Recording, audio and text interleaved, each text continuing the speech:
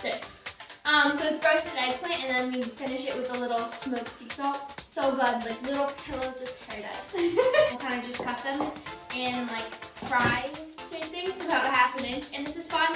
It's finger food. All right, so now we're gonna add 3 tablespoons of olive oil and some salt and pepper.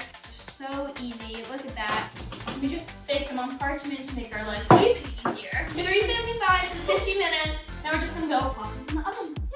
Eggplants are out of the oven. And they smell divine. So now we're just gonna add our smoked salt. We're gonna add about 1/4 teaspoon. Cheers, finger food, who doesn't love it?